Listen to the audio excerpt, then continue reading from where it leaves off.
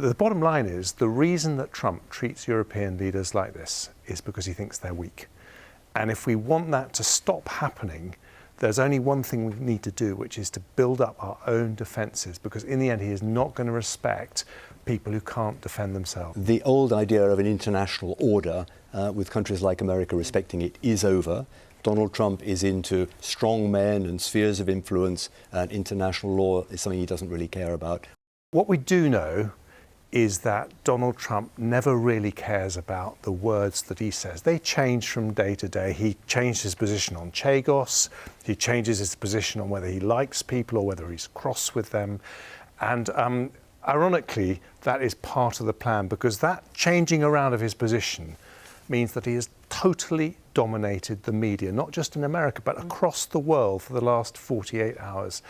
And I think we have to know the next time this happens just to keep a slightly cooler head, because this is someone who, part of the plan is to make sure that we're all talking about him, just as we're doing this evening. Absolutely, here. And it could all change tomorrow or next week. Sophia, Gaston, what's your reading of what's happened? Obviously, we were awaiting the detail, but from the clips of Donald Trump that we've seen this evening, what are you thinking? Well, my understanding was that the president received, pretty strong representations against, the use of force in Greenland, and was persuaded that it would be very damaging to NATO. So then the question was, could the Europeans come up with an elegant solution that he could claim as a victory without us fundamentally having to cede Denmark's sovereignty over Greenland? So I think that's where we've got to. But so are we saying it's a win-win for everyone involved? Is that how it could be presented? What are you thinking? I don't think so. Okay, so who's losing then? Well, I think all NATO members have lost, because this is the point. I mean, even if we find a way out of this crisis, it looks like we have, NATO is weaker. Yeah. And we have to recognise that, people like Vladimir Putin will look at what's happened and they will think that when it comes to Ukraine, their hand is stronger. And, the bottom line is the reason that Trump treats European leaders like this is because he thinks they're weak. And if we want that to stop happening, there's only one thing we need to do, which is to build up our own defences, because in the end he is not going to respect people who can't defend themselves. Donald Trump looks at the world through economic spectacles. He's thinking about the dollars in everything that happens, and his contempt for Europe isn't just about not spending enough on defence, it's about our economic weakness. And so the longer term solution to this is absolutely to work out how to get our economies growing like Chinese economy, like the American economy, which are both doing much, much better than we are. Where I think Labour haven't managed to achieve that so far. The Conservatives had 14 years. We'd all love that to happen. Yes, no, I know. There are lots of things that need to be done. That's a wider discussion. But I think I would say that is one very important thing. I don't think this was Donald Trump blinking because of European strength. Okay. I think that it was very clear that domestically he was not going to get away with a military invasion of Greenland. You had Republican senators saying they would pass a law to stop it. Rumours You had the markets being... You had the markets, yeah. You had the military saying that it was unconstitutional against the law. And I think Trump realised that it was really the domestic opposition, desperately unpopular with the American public. I think only 25% of the public support it, several times that against it. Not to mention Greenlanders, 85% of whom did not want to become part of the USA. Absolutely. Yeah. What do you think is going to happen next, Sophia?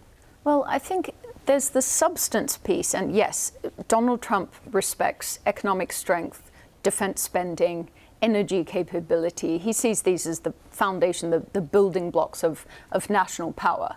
But there's also the style piece. And I think what's interesting is the last few days there's been a lot of commentators out saying, this European approach of trying to suck up to Trump and being sycophants to him, it's been a disaster, it hasn't worked, and actually Europe just needs to show strength. I think actually it has worked. This decision to sort of pull back, to take the temperature down, to not be engaging in this kind of really emotive public rhetoric, to do the hard work behind the scenes, which it sounds like is what the role Britain has played as well in particular, that does actually work. Mark Rutte's relationship that he's built with Trump, that does pay off. So I think it's important. We have to show the substance to Trump, but that style is going to remain important. We will be managing the Trump relationship for another 3 years like this, at this same pace. How did you manage tricky characters? And I'll ask you as well, in your role as former Foreign Secretary, but as UK ambassador to NATO, UK security advisor, etc., etc. When there's someone challenging that you don't necessarily get on with, but you need to for the security of the British people, for example, how do you deal with them? I'll tell you a story about 1983 when I worked for Geoffrey Howe in his private office. One day we found that the US Marines were storming up the beaches of a Commonwealth Caribbean island, Grenada, to push out some thugs who'd taken over. But they didn't tell Maggie Thatcher. So Ronald Reagan went ahead, they invaded Grenada, they deposed a group of thugs who'd taken over. Thatcher was furious, but she bit her lip in public because she understood that the best way to keep going with Ronald Reagan when we had huge assets at stake was to be very, very direct in private, but in public to remain a loyal ally. And Keir Starmer's been doing the same thing. It's very difficult because for Britain, we are still very, very deeply intertwined with the Americans on our defence, our strategic nuclear policy, our intelligence. We can't afford an open rift with the Americans. And so, again, as with Maggie Thatcher, quiet diplomacy in the background, not upping the rhetoric in public is the way to go. And I think one of the lessons of this episode this week is actually getting alongside Donald Trump, people he likes, like Mark Rutte, like Keir Starmer, talking quietly to him. Actually, Donald, you can get all you want without doing something crazy like invading Greenland is the way to do it. It's uncomfortable for politicians to do that. They have to put up with a lot of pressure to get tougher with the Americans. But the way we are now outside the EU, not able to retaliate in a strong way on tariffs, it's the best way to go ahead. When you were Foreign Secretary, Donald Trump threatened to pull out of NATO. I think it was 2018. He also really slagged off Theresa May in an interview with The Sun on her Brexit deal. How did you deal with that then? That was actually my first week as Foreign Secretary. Both those things happened. Wow. And Donald Trump is a curious combination of a businessman and a TV host. On the one hand, he really wants to be admired and praised to the skies. And so people who deal with him successfully generally say that in public, you have to be all hail to Caesar. But in private, he doesn't want that. He actually wants to be treated like a CEO. He wants people to talk to him directly and be totally straight. And that's a trick you have to get right. I just want to pick up on something that Faisal said about people not knowing what's going to happen tomorrow. Yeah, well, you mentioned this at the start of the programme. Now, I would say, and also what the Swedish Deputy Prime Minister said, I think we need to think very, very hard about Ukraine.